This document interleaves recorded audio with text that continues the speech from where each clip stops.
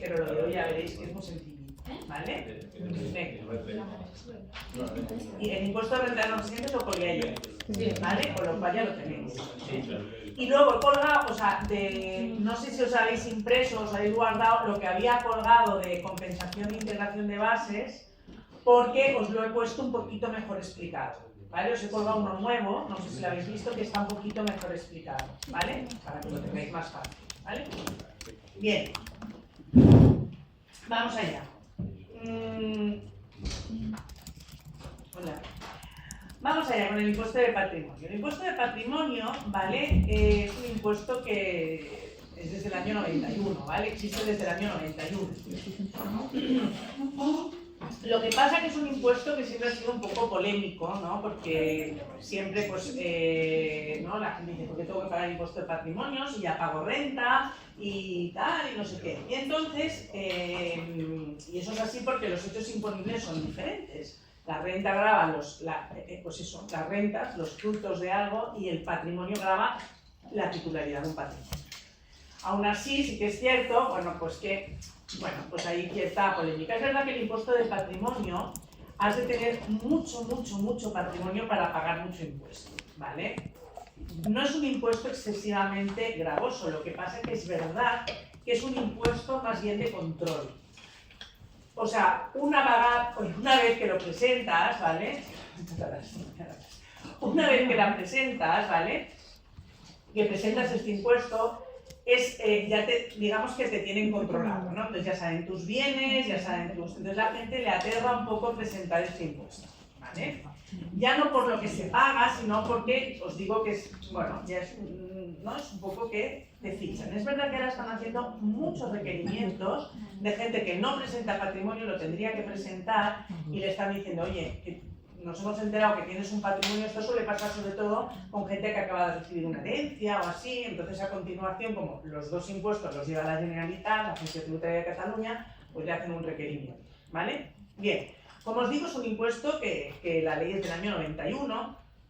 Hubo unos años que se suprime, ¿vale? Hay unos años del 2008 al 2010 que se suprime, y entonces luego empieza a, digamos, como a renovarse cada año, ¿no? A partir del año 11, ¿vale? Los años 11 y 12 se empieza se establece de nuevo. Lo que pasa es que se establece con carácter temporal, o sea, se dice, el impuesto de patrimonio es este año, el impuesto de patrimonio es este año. Esto suele pasar a final de año, ¿no? Hay una ley a final de año, y entonces va restableciendo este impuesto, y esto pasa en el año 11, en el año 12, ¿vale? Y así hasta la actualidad, excepto lo que ocurre para el ejercicio 21. En el ejercicio 21 se aprueba un Real Decreto y dice, no, peor, en la ley de presupuestos, no sé si sabéis lo que es la ley de presupuestos. La ley de presupuestos es la ley que se aprueba cada año, ¿vale? Que aprueba el presupuesto del gobierno del año siguiente. Entonces esa ley es para aprobar el presupuesto. Lo que ocurre es que, que esa ley tiene un proceso de aprobación de carácter de urgencia, ¿no? Y necesita menos mayorías. Entonces cuando entra en el Congreso se paraliza todo, entonces se aprueba la ley de presupuestos. Entonces, ¿qué hacen los gobiernos normalmente con las leyes de presupuestos? Al lado de la ley de presupuestos, hay lo que es una ley de acompañamiento, o hay una serie de medidas que la Constitución permite incluirlas, como es la modificación de una tarifa de un impuesto, o es la inclusión de una deducción. O sea, a la ley de presupuestos puede haber una serie de medidas que la Constitución lo permite. ¿Pero qué se hizo para el año 21? Pues la ley de presupuestos, que se aprueba en diciembre del 20, que es para el presupuesto del año 21, coge y se dice, ahora el impuesto de patrimonio deja de ser temporal y empieza a ser definitivo. Entonces, claro, se establece como un impuesto a través de la ley de presupuestos, y eso está prohibido. La Constitución sí que dice que la ley de presupuestos no puede crear un tributo. Y esto ahora, os lo digo como anécdota, ¿vale? Esto está en el Tribunal Constitucional, ¿vale? Yo creo que fue, ¿vale? El gobierno de Galicia y las asociaciones asociativas, bueno, lo han llevado al Constitucional, ¿vale? Y han dicho, la ley de presupuestos para el año 21, ¿vale? Que se aprueba en diciembre del 20, crea como, ellos dicen, un impuesto nuevo, o ha establecido el impuesto como definitivo, ¿vale? Para los años 21 y 22. Y estamos esperando, esto en el año 23 el Tribunal Constitucional admite el recurso de inconstitucionalidad y desde el año 23 estamos esperando a ver qué nos dice el Constitucional, ¿vale? De momento no nos ha dicho nada. ¿Qué pasó? En el año 23, claro, cuando pasa algo así, si un día os dedicáis a esto, ¿vale? Y el Tribunal Constitucional admite esto, pues, ¿qué es lo que ocurre? Pues que la gente llama, oye, que me enteraba por las noticias, tal, no sé qué. Entonces, tú puedes presentar una rectificación de tu autorización. Tú puedes pedir que te devuelvan, en este caso, el impuesto del 21 y del 22, por si acaso luego el Tribunal Constitucional anula el impuesto.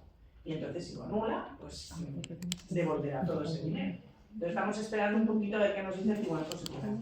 No es que diga, porque en esa modificación lo que se hace es establecer lo que había sido un impuesto temporal hasta ahora, primero se elimina, luego se va prorrogando, se va estableciendo cada año de forma provisional, y para el año 21 se dice, no, ya es definitivo, para el 21 y el 22, luego ya, ¿vale? Entonces, lo que se dice en el recurso que se presenta es, no, una ley de presupuestos no puede hacer eso, tendría que haber sido una ley, pues normal, una ley con su procedimiento normal, no una ley de presupuestos que pasa un trámite de urgencia, no, ¿vale? Entonces, estamos ahí, ¿vale? Es cierto que lo que dice la Constitución es que la ley de presupuestos no puede crear tributos. Claro, el abogado del Estado, digamos, que ha presentado en la contestación en el recurso de inconstitucional, lo que dice es, hombre, no es un impuesto nuevo, este impuesto ya existía. Lo único que se ha hecho es pasarlo de provisional a definitivo. Pero, bueno, vamos a ir a ver qué dice el Constitucional. ¿Vale? Y hay una bestialidad de solicitud de devoluciones en la Agencia Tributaria de Cataluña, ¿vale? Por si acaso nos dicen que es inconstitucional, ¿vale? Entonces, ahí estamos. De momento es el impuesto que tenemos, aquí lo tenemos, ya para el año 23 ya se establece definitivo, o sea que tenemos aquí este impuesto. Eso pasa en el año 20, para el 21 y el 22. Y en el año 22 también hay una modificación importante, dos. Una que luego veremos, que es lo que se llama, o sea, no es que sea del impuesto de patrimonio, pero sí que afecta, y es que se aprueba no sé si la habéis oído, una nueva magnitud, un nuevo valor que se llama valor de referencia, ¿vale? En general, los impuestos, los inmuebles nos dicen que se tiene que valorar por valor mercado. Y eso era un concepto jurídico indeterminado, porque valor mercado es muy variable. Depende del momento, depende de la persona, si eres comprador o vendedor, si es una donación, si eres la administración o eres el contribuyente. Entonces, valor mercado es una cosa muy subjetiva. Entonces, sí que hay unos coeficientes de cada administración de la comunidad autónoma que tú lo aplicabas al valor catastral, ¿vale? Y entonces, bueno, pues eso te daba lo que se suponía un valor mínimo por lo que tú tenías que vender. Y entonces, a partir del año 22 se crea este valor de referencia, que el valor de referencia, así como el valor catastral es un valor administrativo que se hace en base a las características del inmueble, los metros, si es urbano, si es tal, los límites, pero el valor de referencia lo aprueba el catastro, pero en base a la información que le pasan los notarios, ¿vale? Los notarios le pasan una información de las últimas compraventas que se han hecho de la zona o del mismo edificio, o lo que sea, y entonces se aprueba el valor de referencia. De este valor vamos a hablar en varios impuestos, ¿vale? Vamos a hablar aquí, vamos a hablar en el impuesto de sucesiones, vamos a hablar en el ITP, ¿vale? Porque afectaba a varios impuestos, ¿vale? Y entonces el valor de referencia se hace en base a las compras, a las ventas que se hacen de inmuebles de la misma zona, de la misma calle, de la misma urbanización, y entonces en base a esa información que pasan los notarios al catastro, se dice, bueno, pues en los últimos 6 meses o en el último año los inmuebles de este edificio se han vendido por 400.000 y entonces le dan pues un valor de referencia a cada piso, ¿vale? Más o menos, no el mismo, pero más o menos. Nos estamos encontrando problemas, pues por ejemplo que, claro, a lo mejor hay uno que lo compra nuevo el piso y otro lo compra hecho polvo, entonces claro, no tienes que impugnar este valor de referencia, pero bueno, es un concepto nuevo, ¿vale?, que nos han dado, y ahora el valor de referencia se supone que es el valor, bueno, se supone no, es el nuevo valor mercado, ¿vale? Entonces, bueno, va a afectar a varios impuestos y unos al de patrimonio. Y luego en el año 22 pasa otra cosa, y es que, pero esto pasa cada vez más, ¿no?, que a los no residentes, antes en general, siempre había muchas diferencias con los residentes, ¿vale? El impuesto de patrimonio es un impuesto que afecta a residentes y a no residentes, ¿vale? De distinta forma, ahora veremos, pero afecta a los dos. Entonces, los residentes se aplican la normativa autonómica de la comunidad autónoma donde residen. Y los no residentes, hasta el año 22, se aplicaban la normativa estatal, porque el impuesto de patrimonio es un impuesto estatal cedido a las comunidades autónomas. Por tanto, a lo mejor un residente y un no residente con la misma situación, con el mismo patrimonio, pues pagaba más el no residente. Entonces esto pues, se lleva a Tribunal de Imposición de la Unión Europea, y al final, tanto por ejemplo el impuesto de patrimonio como el impuesto de sucesiones, ¿vale? Se dice, no, si eres no residente no te vas a aplicar la normativa estatal siempre, sino que primero te vas a aplicar la normativa autonómica que te toque, ¿no? Entonces, en el caso del impuesto de patrimonio, como los no residentes tributan por el patrimonio situado en territorio español, ¿vale? Para saber qué normativa autonómica le toca a un no residente, pues entonces será dónde están situados, en qué comunidad autónoma están situados esos bienes, ¿vale? Si es en varios, pues donde está el mayor valor del patrimonio y se te aplicará la normativa de esa comunidad autónoma. ¿Vale? Entonces, si antes todos los no residentes iban por normativa estatal, a partir del año 2022 se pueden aplicar la normativa autonómica, ¿vale? Que por ejemplo el impuesto de sucesiones, muchas, claro, es mejor, bueno, aquí está no tanto, pero bueno, es mejor que la estatal siempre. Y en el caso del patrimonio también, ¿no? Te puedes aplicar la normativa autonómica. ¿De qué comunidad autónoma? Pues de la comunidad autónoma donde están situados los bienes del no residente, ¿vale? Y si tienen varias comunidades autónomas, pues donde tenga el mayor valor de patrimonio, en la comunidad autónoma donde tenga mayor valor de los bienes, ¿vale? Bien. ¿Qué características? Bueno, primero, ¿qué es el impuesto y qué concepto que grava? Y entonces, después de ahí, ¿qué características podemos derivar, ¿no? De este impuesto? Bueno, el impuesto de patrimonio está definido en el artículo 1 de la ley y dice que es un impuesto directo.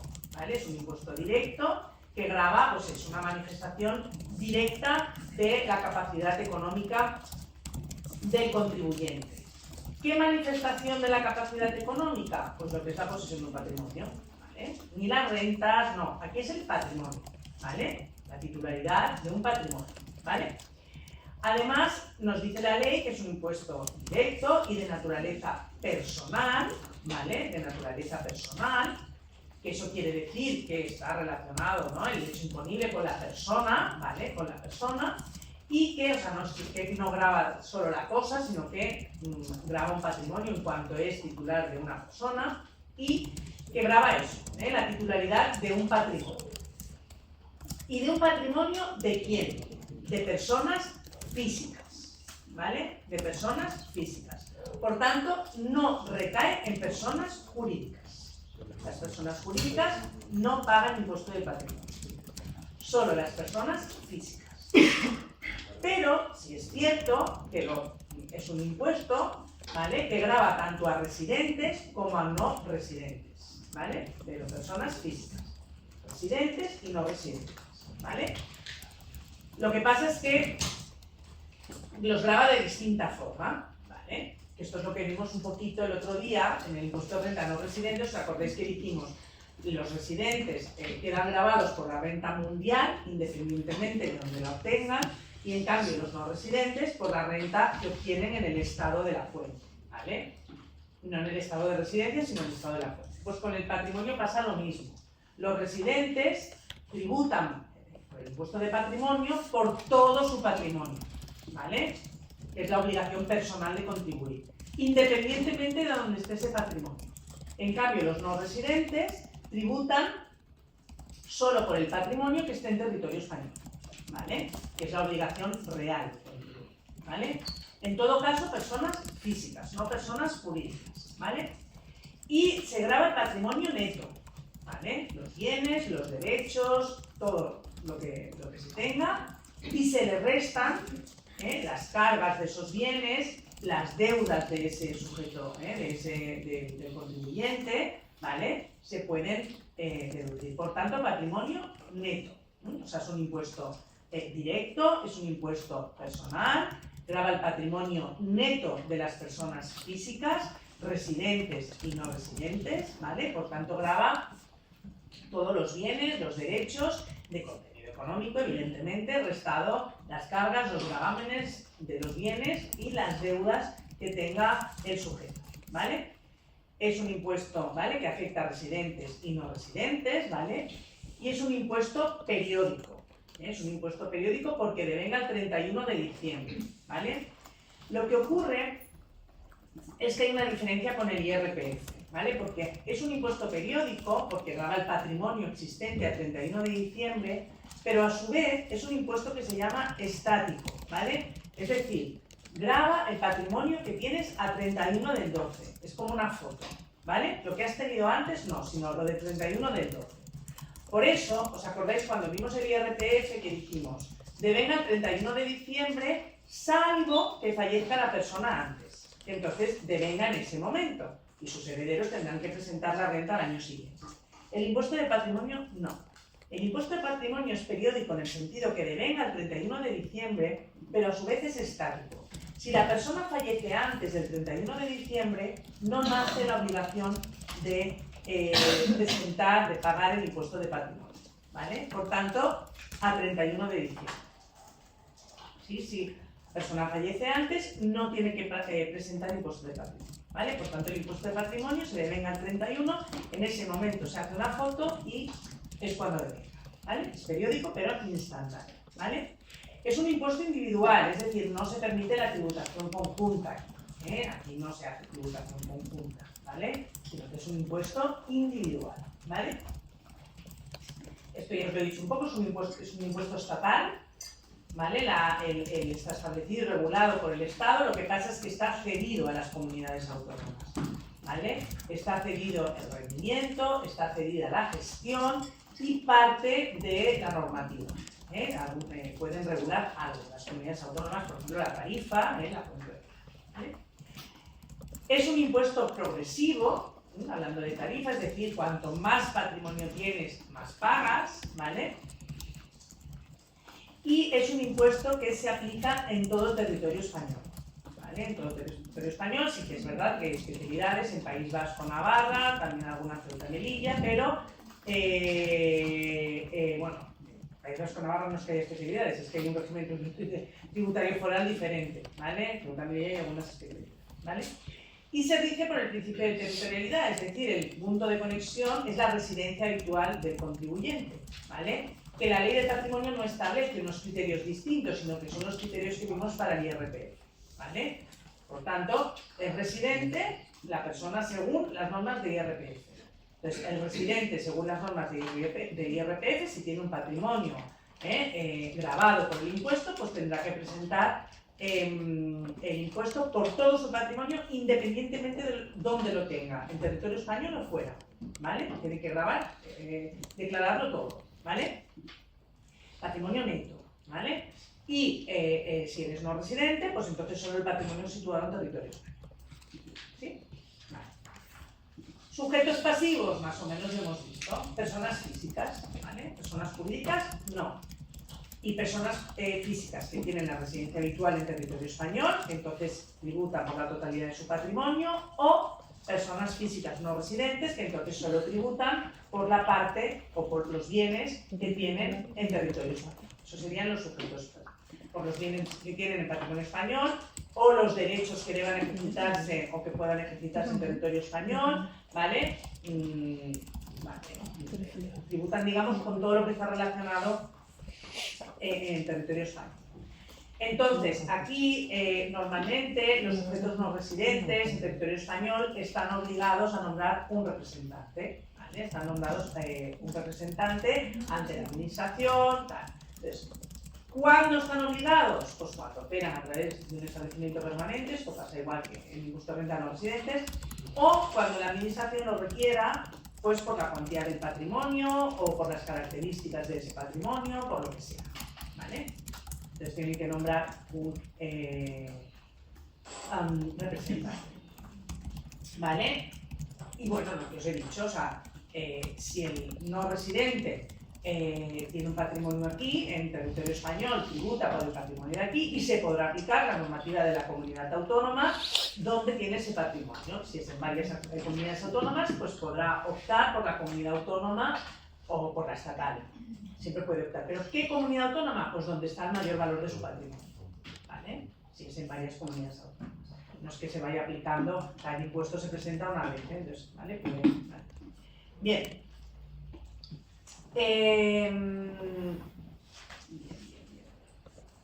¿Qué más? El hecho imponible, ya os lo he comentado, es la titularidad de un patrimonio de una persona física, que es el sujeto pasivo, de la que es titular a 31 de diciembre. Ese es el hecho imponible. La titularidad de un patrimonio por una persona física, no una persona jurídica, y del que sea titular a 31 de diciembre. Y es patrimonio neto, ¿vale? Bienes y derechos de contenido económico, ¿vale? Inmuebles, cuentas corrientes, fondos de inversión, acciones, seguros de vida, créditos, todo, ¿vale? Si la devolución de renta también es un bien, la deuda de Hacienda es una deuda, ¿vale? La deuda de IRPF es una deuda, o sea, todo, ¿vale? Todo tu patrimonio, mira. ¿Cómo se determina en caso de, por ejemplo, los fondos de inversión? ¿Cómo determinas? Valor de cotización, los... Sí, no es el valor del bien, sino en qué territorio está, en qué comunidad autónoma. ¿En dónde está residiendo? El fondo de inversión normalmente es donde lo tienes depositado, en qué entidad lo tienes depositado. ¿Y la entidad tiene una sede y según esté? No, normalmente es ese, ¿vale? Normalmente es ese. Cada bien se entiende depositar los inmuebles en vez de donde estás, o sea, sí, y normalmente los fondos de inversión, acciones que cotizan es donde están depositados, normalmente. Si no cotizan en bolsa, es el domicilio de la entidad que los emite, ¿vale? Esa es la norma general. Luego hay excepciones, pero la norma general es, ¿vale? Bien. En todo caso son las reglas de renta, no patrimonio, ¿vale? Pues el hecho imponible es eso, ¿vale? La titularidad de un patrimonio por una persona física, patrimonio neto, 31 de diciembre. Y entonces, la ley establece una presunción, ¿vale? Que el patrimonio grava todos los bienes y derechos de contenido económico, de valoración pecuniaria, de valoración monetaria, ¿vale? Y se establece una presunción y es que forman parte del patrimonio de una persona los bienes y derechos que le hubieran pertenecido, ¿vale? Digamos, en el momento anterior al devengo, ¿vale? O sea, si tú has tenido bienes en el año anterior a 31 de diciembre y ya no los tienes, la ley presume que los tienes. Entonces tú has de probar que lo has vendido, que lo has tomado, que realmente no lo tienes. Es decir, es una norma antiilusoria esta, ¿vale? Para que no se te escape ningún bien. La ley dice, todo lo que no tengas, ¿no? Antes del devengo se presume que lo tenías. Entonces, si es así, tú tienes que acreditar, no, es que lo he vendido, ¿vale? Si tú lo declaraste el año pasado, ¿vale? Esa es la norma. O sea, si tú el 39 en la declaración anterior lo tenías declarado, ¿vale? O en renta o en patrimonio, y tú llegas el 31 de diciembre del año siguiente y no lo tienes, la ley va a presumir que lo tenías.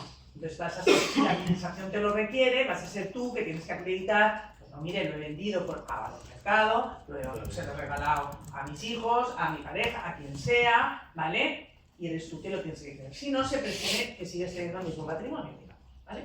Bien. ¿Qué más? ¿Qué más? Bueno, luego se establecen una serie de supuestos de no sujeción, ¿vale? Básicamente, pues son todos aquellos bienes que no son de contenido económico, ¿vale? Hay unos supuestos de no sujeción, que es pues, todo lo que sean derechos personales, ¿vale? Y luego, o sea, todo lo que sea económico, sí, ¿vale? Y luego se establecen una serie de exenciones, ¿vale? Que no os las voy a explicar todas, evidentemente, pero algunas sí, ¿vale? Están exentos, por ejemplo, los bienes que tú tengas de patrimonio histórico español o de patrimonio histórico autonómico, ¿vale? Están exentos las obras propias del autor, ¿vale? Si tú tienes obras de arte, antigüedades, hay un valor, ¿vale? Que está exento, pero por encima de ese valor sí que las tienes que declarar, ¿vale? Joyas, obras de arte, antigüedades, cuadros, todo eso que pasa en un determinador lo tienes que declarar en patrimonio, ¿vale? Salvo dos excepciones. Uno, que le hayas cedido a un museo o a una entidad sin ánimo de lucro para que haga una exposición, por ejemplo, o que seas tú el autor. ¿vale? Entonces sí que no la tienes que declarar, ¿vale? Es que seas tú el artista. El ajuar doméstico tampoco está exento, todo lo que necesitas para una casa. Todo lo que es ajuar doméstico, claro, no es ajuar doméstico las joyas, pues sí, bueno, ahí dice las pieles, las joyas, las obras de arte, los vehículos, todo eso no es ajuar. El ajuar es lo que necesitas día a día. Las vajillas, la batería, la cocina y las sábanas, eso es el ajuar, ¿vale? Se supone, lo otro no, claro. Yo no puedo decir, no, los cuadros estos de Miró son ajuar, no, eso sí que tributa, ¿vale? Salvo que lo tengas cedido a un museo o seas tú el artista, pero todo lo que sea ajuar doméstico que se necesita para una casa está aquí, ¿vale? Entonces, una de las, bueno, los derechos de propiedad intelectual e industrial, ¿vale? Cuando, o sea, es el autor también, ¿vale? O cuando no están afectos a una actividad económica, ¿vale? También no tienes que estar exentos, ¿vale? Y luego una de las más importantes, que a lo mejor esta os suena un poquito, son las participaciones, bueno, las empresas familiares, ¿no? Los bienes afectos a una empresa familiar están exentos. O sea, si una persona hace una actividad empresarial o profesional como persona física, los bienes que utiliza están exentos en impuesto de patrimonio, ¿vale? Y las participaciones de una empresa familiar, ¿vale? Las participaciones de sociedades, ¿vale? Están exentas en impuesto de patrimonio. Esto lo volveremos a ver en impuesto de sucesiones, ¿vale? Que el impuesto de sucesiones no están exentas, tienen una bonificación muy importante, pero la empresa familiar bueno, se intenta siempre bonificar, ¿no? Y sobre todo la transmisión, ¿no? El cambio generacional de una empresa familiar. Pues en el impuesto de patrimonio, si realmente eres una empresa familiar, están exentas. Tú las tienes que declarar en el impuesto de patrimonio, las tienes que hacer constar, pero no tributan, ¿vale? Están exentas, totalmente exentas. Lo que pasa es que para que estén exentas, tienen que ser participaciones de una empresa con actividad económica. Una empresa que tiene actividad, no que sea una patrimonial, una de mera tenencia de bienes, sino que sea realmente una empresa que tiene una actividad económica. Entonces, si es, por ejemplo, una empresa con inmuebles, pues tiene que tener una actividad de arrendamiento, ¿vale? Una actividad de promoción inmobiliaria, algo. O sea, tiene que tener ahora la actividad de arrendamiento, acordad cuando vimos el IRPF, acordaos que dijimos tiene que tener una empleada jornada completa, y ahora hay un nuevo criterio que dice que además pues tiene que haber una mínima carga para ese empleado, ¿no? Tiene que haber, pues no, con un inmueble no haces una sociedad, antes sí, ¿no? Ahora pues tienes que tener, pues no dicen cuántos, pero hombre, están diciendo por lo menos 8 inmuebles tienes que tener arrendados y a ver depende qué inmueble, si son todos turísticos tampoco vale, o sea, no tenemos un criterio claro, van soltando así criterios, ¿vale? Esto no está en la ley, no son criterios administrativos y jurisprudenciales, pero bueno, ¿vale? Con lo cual, si es una empresa inmobiliaria, ha de ser realmente una empresa inmobiliaria, no un mero patrimonio, ¿vale? Eso sí que tributa, ¿vale? O sea, no toda sociedad está exenta, tiene que ser una sociedad empresarial, una empresa familiar con actividad económica. Por tanto, si es arrendamiento, que sea una actividad económica. Y para que sea empresa familiar, claro, el titular, digamos, de sujeto pasivo, al menos tiene que tener el 5% de esa empresa. Y si lo tiene con su familia, con el cónyuge, con los hijos, con los ascendientes, con los nietos, ¿vale? Con los colaterales hasta el segundo grado, ¿vale? Pues entonces ahí entre todos al menos tienen que tener el 20%, ¿vale? Y eso ya se considera familiar. Y además, para que sea también empresa familiar, el sujeto pasivo, esto os lo explico porque esto es lo más jugoso, ¿no? Del impuesto de patrimonio, ver la exención y si se cumplan los requisitos. Y esto, si os dedicáis a esto, lo vais a ver en la práctica mucho, ¿vale?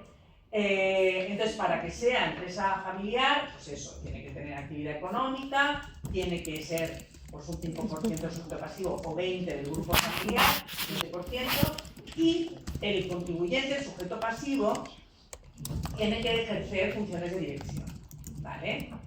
Y recibir por ello una retribución por funciones de dirección, ya sea director general, director financiero, director de recursos humanos, o sea, un cargo directivo. ¿Vale? Tiene que tener funciones de dirección, no quiere decir que dirija la empresa, no, puede ser cualquier cargo, pero de dirección, ¿vale? Y tiene que ejercitar funciones de dirección y y además recibir una retribución que suponga al menos el 50% de sus rendimientos de trabajo y sus rendimientos de actividades económicas. O sea, la mayoría de sus rendimientos de trabajo y de actividades económicas tienen que estar derivados, ¿no?, de esa función de dirección que ejerce en su empresa, ¿vale? Entonces, esto que os explico y os lo explico tanto es porque todas las inspecciones, o casi todas vamos a decir, las inspecciones de impuesto de patrimonio vienen por esto. Vienen para analizar si realmente una empresa es familiar o no y si realmente está exenta. Porque claro, pasar de exento a no exento es muy jugoso para la administración, ¿vale? Y dentro de ahí te miran todos los activos, si están exentos, si no están exentos, o sea, es una inspección durilla. Entonces te miran, pues quién tiene las participaciones, qué empresa hace, cuáles son los activos afectos, si el señor hace funciones de dirección, qué funciones tiene. No basta una nómina solo que ponga administración, no, tiene que ser funciones de dirección, tiene que tener una retribución de más del 50%, digamos, de sus rentas por esas funciones. Entonces, todo esto está a la orden del día en las inspecciones tributarias, O sea, las inspecciones que más tenemos, aparte de la residencia o no residencia, son estas, ¿vale? Bien, y luego otra exención importante es la vivienda habitual hasta un importe máximo de 300.000 euros. La vivienda habitual está exenta, pero hasta 300.000 euros. ¿Vale? Lo que excede de 300.000 sí que está que tributar, ¿vale? Bien, base imponible. ¿Cuál es la base imponible? ¿Cómo se cuantifica? ¿No? Pues es la valoración de los bienes y derechos, el valor de todos los bienes y derechos de una persona a 31 de diciembre, ¿vale? Entonces, bueno, siempre se ha dicho neto, Está el valor de los bienes y luego se tienen que restar los bienes y de los derechos. Si tienes un derecho de crédito, también, ¿vale? Si tienes unos derechos de lo que sea, también, ¿vale? Entonces, seguros de vida, todo. Ahí le restas todo lo que son deudas, cargas de los bienes y tú declaras tu patrimonio neto, ¿vale? Tu patrimonio neto. Bien. Valor. ¿Qué valor? ¿Qué valor? Pues lo que os digo, en general la ley dice valor mercado, ¿vale? El valor mercado. Y entonces, aparte del valor mercado, que es como, digamos, la regla residual de la ley, hay unas normas específicas, ¿vale? Y os explico alguna más característica, que es la que os va a servir el día de mañana si os dedicáis a esto, ¿vale? Por ejemplo, el valor de los inmuebles, ¿vale? Los bienes inmuebles no es por el valor mercado, ¿vale? Los bienes inmuebles tú tienes que comparar tres valores. Uno es el valor catastral, uno es el valor de adquisición, ¿vale? Y el otro es el valor comprobado por la administración, ¿vale? Que el valor comprobado por la administración hasta ahora era si te hacían una comprobación fiscal, una inspección y te podían modificar el valor que tú declarabas, a partir del año 22 es el valor de referencia. Por tanto, tú ahora lo normal es que compares valor catastral, valor de referencia y valor de adquisición. Y tienes que declarar el mayor, ¿vale? ¿Sí? Esa es la norma específica para los inmuebles. Luego, por ejemplo, las cuentas corrientes. El saldo, tú en las cuentas corrientes no declaras los intereses. Eso es en la renta, que son los rendimientos. Tú aquí declaras tu saldo, el saldo que tienes a 31 de diciembre. Pero no sé si os habéis fijado, cuando os envían la información a veces de las cuentas, ¿no? Tú entras en el banco y miras tu información, te dan dos datos y te ponen saldo a 31 de diciembre o saldo medio del último trimestre o algo así. Pues tienes que comparar los dos que te da el banco, o el del 31 de diciembre o el saldo medio del último trimestre y pones el más alto, ¿vale? Pero fijaos que es el saldo, se declara el saldo, no los rendimientos. ¿Vale? Un seguro de vida, pues es por el valor rescate que tenga de ese año, pues te lo facilita el banco, ¿vale? Las acciones que cotizan en bolsa, pues por el valor de cotización. Las acciones que no cotizan en bolsa, por ejemplo las de empresa familiar, pues por el valor mercado, ahí sí. Bueno, ahí va por valor, de contabilidad, ¿vale? Por valor de contabilidad. ¿Vale? Lo que pasa que es verdad que tú tienes, sí, esto ya es una cosa que os digo, no hace falta que os lo aprendáis. Tú tienes que coger los inmuebles, ¿vale? Y actualizarlos en la contabilidad, ¿vale? Y ponerlos a valor de mercado, ¿vale? Eso sí, ¿vale? Bueno, entonces, cada bien, digamos, tiene sus normas específicas y si hay un bien que no tiene normas específicas, pues entonces el valor residual, que es valor mercado, que sabéis lo que es, ¿vale? Pero bueno, en inmuebles lo tenemos claro, en el resto, pues no tanto, ¿vale? Las deudas, siempre que estén justificadas, se pueden deducir, ¿vale?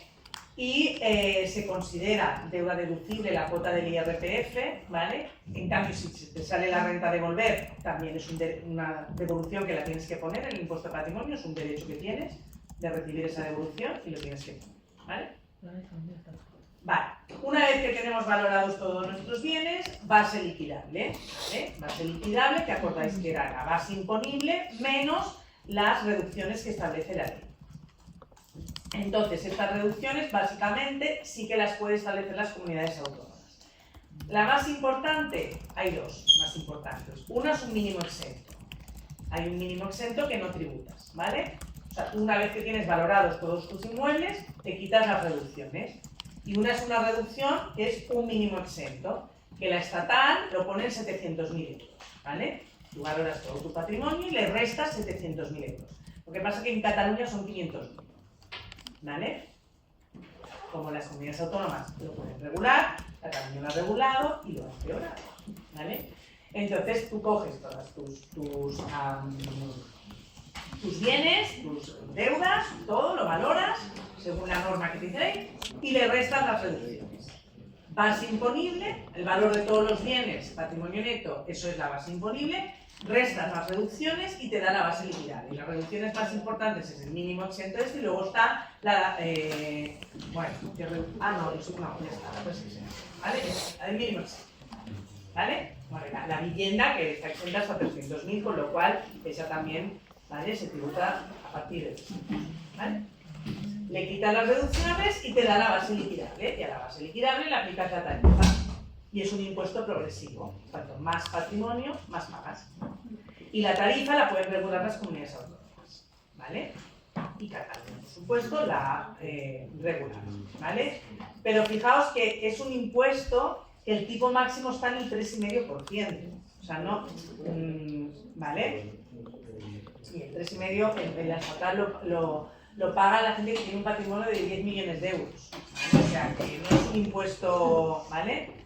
En Cataluña es un poquito menos, pero 3,480, pero vamos, que la tarifa es esa, ¿vale? Bien, una vez que tenemos base imponible, que es el valor de todos los bienes, le restamos las deudas, quitamos las reducciones, tenemos la base liquidable, aplicamos la tarifa que nos toca, ¿vale? Y nos da la cuota. Y sobre la cuota, aplicamos las deducciones, ¿vale? Acordaros, los impuestos siempre son los mismos. O sea, el esquema de impuestos siempre es el mismo, ¿vale? Es la base imponible menos reducciones. Es base liquidable. Esto es base liquidable. Le aplicamos la tarifa y esto nos da la cuota íntegra. Que aquí no hay estatal y autonómica, no, es solo única, ¿vale? O sea, que en Cataluña aplicamos la catalana, ¿vale? Y aquí restamos deducciones, ¿vale? Bien, ¿vale? No os las voy a hacer aprender, ¿vale? Solo os voy a hacer aprender una cosa, ¿vale? Y aplicamos las deducciones, ¿vale? Pues si hay de doble imposición, no sé qué, las que sean, ¿vale? Entonces, importante, que es la característica de este impuesto, ¿vale? Hay un principio, ¿vale?, en derecho tributario, que es el principio de no confiscabilidad, ¿vale? Que quiere decir que tú, claro, no puedes dedicar todas tus rentas a pagar impuestos, no puedes vender tus bienes, digamos, no te pueden obligar a vender tus bienes para pagar impuestos. Entonces, en base a ese principio, se ha establecido una norma en el impuesto de patrimonio para evitar la confiscabilidad, ¿vale? El sentido, primero os explico un poquito el sentido, ¿vale? ¿Por qué se ha establecido esto? Que es, digamos, una deducción, ¿no? Que se aplica, una vez que has aplicado la cuota, una deducción que te aplicas. El sentido que tiene es que, digamos, ponen un límite, que es el 60% de tus rentas, ¿vale? Y te dicen, o sea, si tú sumas el impuesto de lo que tienes que pagar por IRPF y por impuesto de patrimonio, ¿vale? Eso no puedes superar el 60% de tus rentas, ¿vale? De la base imponible del IRPF. ¿Cuáles son tus rentas? La base imponible del IRPF. La general y la de la especial, ¿vale? Entonces, ellos entienden que, o la ley entiende que o sea, no puedes destinar más del 60% de tus rentas, ¿vale? A pagar impuesto de renta e impuesto de patrimonio. Si superas ese 60% y se te cobrara ese más del 60%, sería confiscado, ¿vale? Porque entonces te estás quedando sin rentas, ¿vale? Imaginaos, si tú sumas la cuota de IRPF más la de patrimonio y eso te suma el 80% de tus rentas, te estás quedando con un 20% para vivir, ¿vale? Por tanto, sería confiscado, ¿vale? Entonces estableces el IVA. Entonces, ahora os enseño cómo se calcula. Primero os lo explico, ¿vale? Y luego os pongo un ejemplo, ¿vale? Bien. Entonces, una vez que llegas aquí te puedes aplicar una deducción, ¿vale? Entonces tienes que calcular lo que se llama el límite conjunto, ¿vale?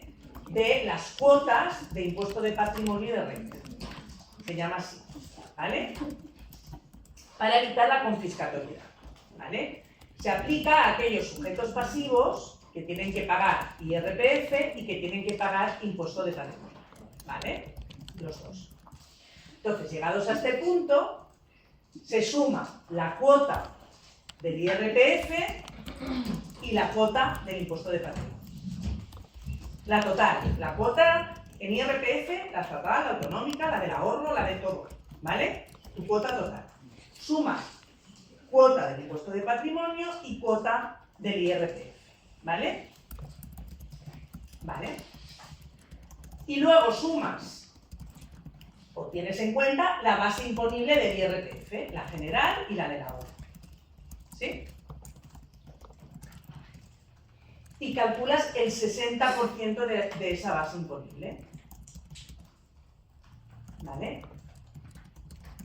Y ahora os lo hago un poquito más difícil, pero no mucho, ¿vale? Dentro de esa base imponible, ¿vale? ¿Os acordáis lo que era la base imponible del IRPF? Que es la suma de rentas de trabajo, de rendimientos de actividades económicas, o sea, y hay la base imponible del ahorro y la base imponible general. Pues tú sumas esas dos bases y calculas el 60%. Y ese se supone, ¿vale? Que es el límite de la confiscatoriedad, ¿vale?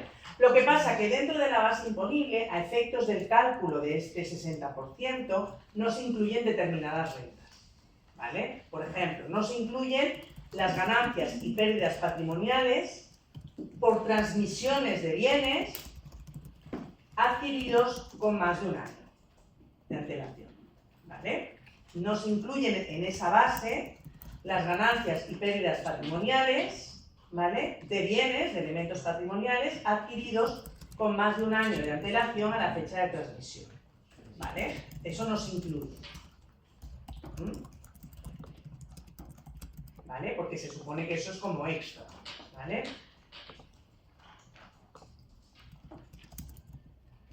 Ni se incluye la parte de la cuota del IRPF correspondiente a esas ganancias, ¿vale? Pero bueno, solo es esa exclusión, ¿vale? No os voy a explicar más. Pero entonces tú haces eso, tú sumas, tú dices, vale, soy contribuyente de renta y de patrimonio, sumo la cuota de renta, sumo la cuota de patrimonio, ¿vale? Y luego me voy a mi IRPF y sumo las bases. Le quito las ganancias patrimoniales estas que he tenido de inmuebles de hace más de un año, bueno, de activos de hace más de un año, ¿vale?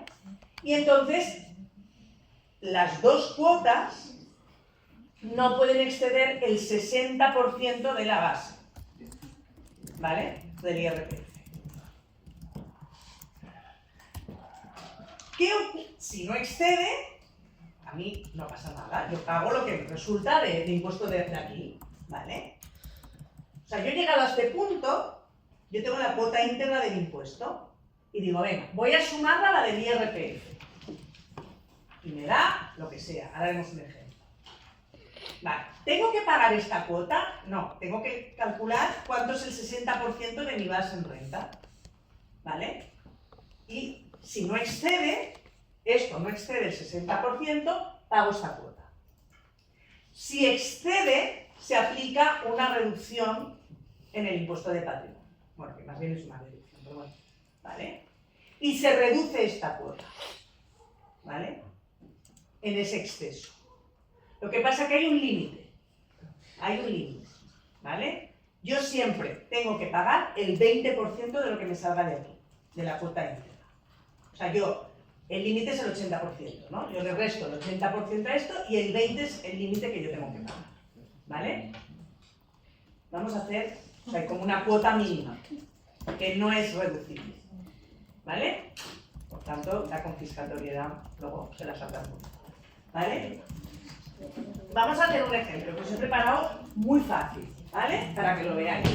Que sé que lo habéis entendido, pero ya veréis que con un ejemplo es mucho mejor, ¿vale? Yo tengo que presentar IRPF y tengo que presentar impuesto de patrimonio.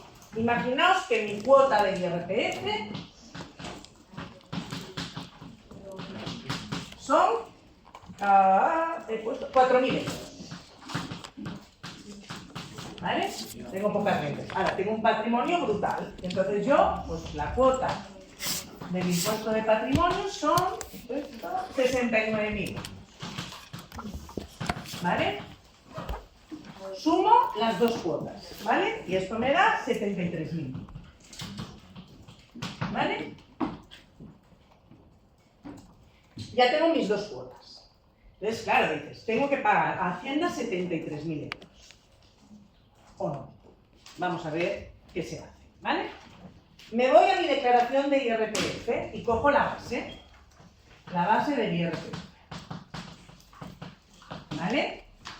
La del ahorro y la general, la suma de las dos. Le quito las ganancias, ¿vale? De los bienes de hace más de un año, pero ya está, ¿eh? Bueno, las cuotas correspondientes a esos bienes, pero bueno, ¿vale? Os hago un ejemplo fácil, ¿vale? Ya tengo mi base, ¿vale? Y mi base de IRPF son 24.000. ¿Vale? Pues a esta base le calculo el 60%. ¿Vale? ¿Sí? Sí. Y esto me da 14.400.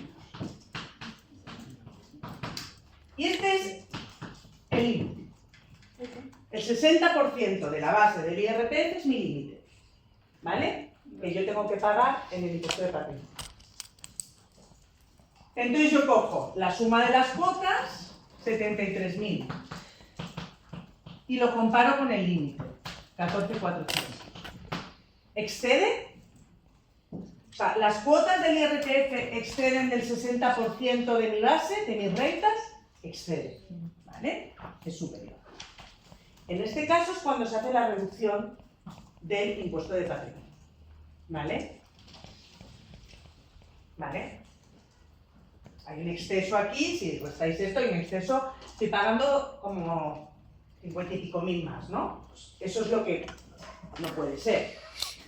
Imaginaos, aquí sería, este señor tiene mucho patrimonio y poca renta.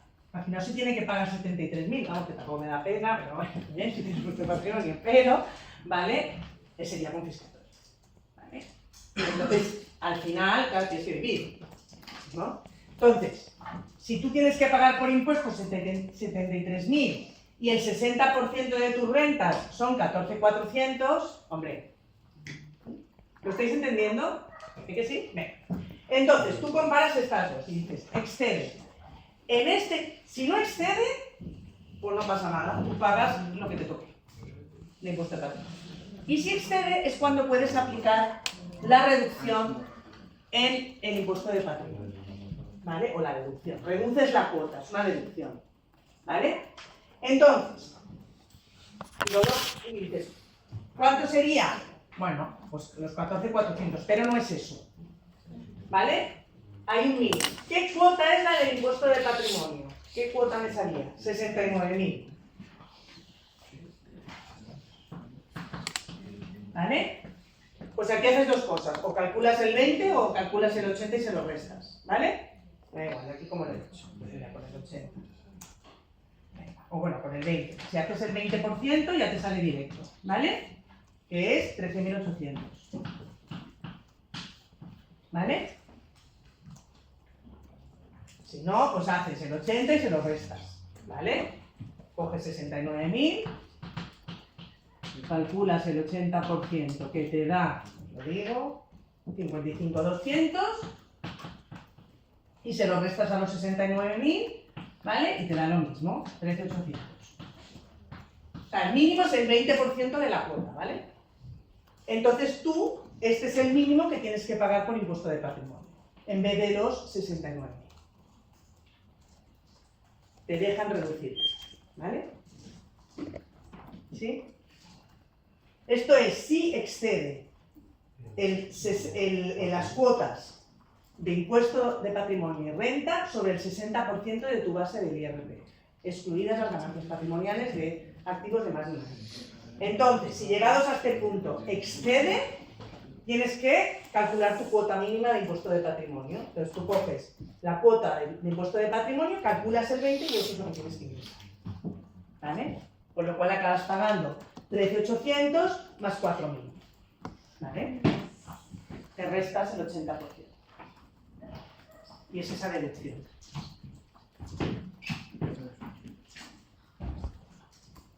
¿Vale? ¿Sí? Pues hay deducción y esta deducción, que es la más importante. Hay la deducción de doble imposición, hay deducción si obtienes rentas en Ceuta y Melilla. En Cataluña también las comunidades autónomas pueden regular las deducciones también, ¿vale? Están las estatales y luego las autonómicas, ¿vale? Cataluña, por ejemplo, tiene es una deducción por lo que se llama si constituyes un patrimonio protegido. Un patrimonio protegido es un patrimonio que suele ser los padres que aportan bienes para un hijo que tengan con discapacidad. Y entonces son bienes protegidos y destinados a esta persona con discapacidad. Entonces tienes una deducción, ¿vale? O en Cataluña hay otra, me parece que para las explotaciones forestales. Le quitas las deducciones, ¿vale? Le quitas las deducciones, ¿vale? ¿Vale? Entonces, ¿vale? Aquí te dará la cuota líquida. Entonces, dentro de estas reducciones, la más importante en el impuesto de patrimonio es la que os he dicho del mínimo exento, ¿vale? O sea, tú calculas todos tus bienes y le quitas las reducciones, ¿vale? Aquí la más importante es la del mínimo exento. Yo os he dicho que en Cataluña son 500.000, eso no tributa. Te da la base liquidable, le aplicas la tarifa, cuota enter, reducciones y cuota líquida, ¿vale? Por diferencial, en este caso. Si existe poca gente que lo hace todo. La que ya se paga, ¿vale? Bien. ¿Qué más deciros de este impuesto? Que se gestiona por autoliquidación, ¿vale? Y que en principio es un impuesto que os he dicho al principio que es un impuesto de control. Entonces hay una norma muy curiosa también que dice aquel sujeto pasivo que por el tipo de bienes que tiene, porque tiene empresa familiar, por ejemplo, o tiene vivienda y empresa familiar, entonces no le resultaría pagar, ¿vale? Pero el valor de sus bienes es superior a 2 millones, entonces tienes que presentar autoliquidación, aunque no pagues, ¿vale? O sea, es un impuesto que va por autoliquidación, ¿vale? Y a veces no sale nunca de devolver, ¿eh? ¿Vale? Es a pagar o cero. El impuesto de patrimonio no sale a devolver. Entonces, si tú tienes bienes que están exentos, ¿no? Pero son bienes que valen más de 2 millones de euros, entonces tienes que presentar la autoliquidación, aunque te salga cero la autoliquidación y no tengas obligación de pagar. Pero sí de presentar, ¿vale? Y ya está. No tiene más este impuesto. No tiene más. ¿Vale? ¿Sí? Si habéis entendido esto, que es un tema más difícil, ya está. ¿Vale? ¿vale? Nos vemos el jueves, ¿vale? 那我希望今天不堵车，应该不会吧？今天挺早。